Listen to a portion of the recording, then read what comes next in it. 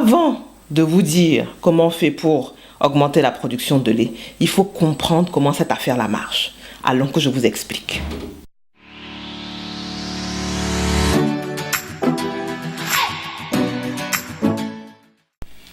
Bonjour et bienvenue sur Ndamant, où on vous redonne la confiance nécessaire pour un allaitement réussi.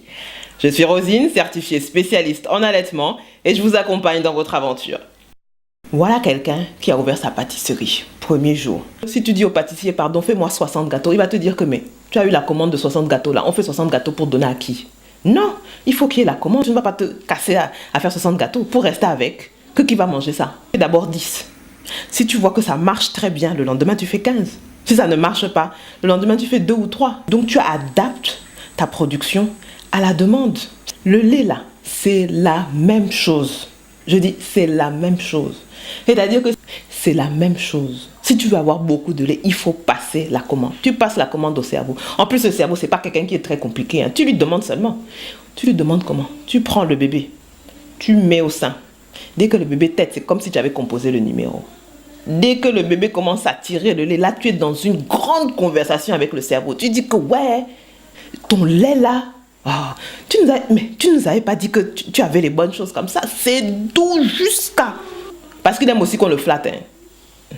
Tu dis que non, vraiment, le lait là, pardon, tu vas encore envoyer l'autre. D'ici 2 heures, 1 heure, 3 heures maximum, je suis là. On boit le lait là. Oh, il va faire. Le cerveau là, oh, il n'est pas compliqué, il va faire. Mais il n'aime pas les foutaises. Il n'aime pas les foutaises. Quand tu dis comme ça là, débrouille-toi pour enlever tout ce qu'il y avait déjà mis dans le sein là. Vide tout le sein.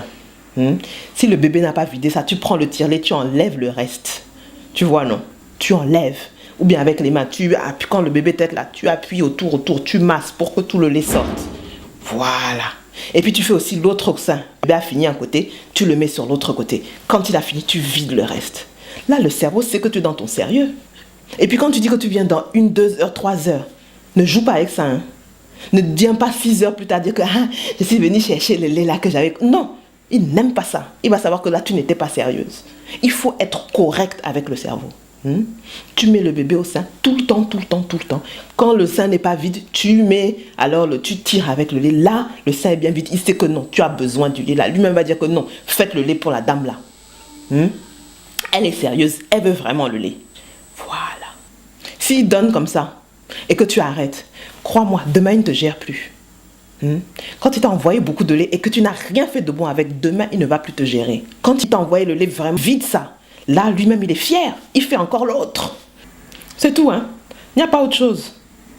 Tu veux beaucoup de lait, demande beaucoup de lait. La production de lait est fonction de la demande. Tu prends le bébé, tu mets au sein, il va te donner le lait. Surtout, n'oubliez pas de vous abonner à la chaîne pour ne manquer aucune information, de liker et de partager avec nous en commentaire votre expérience. Merci.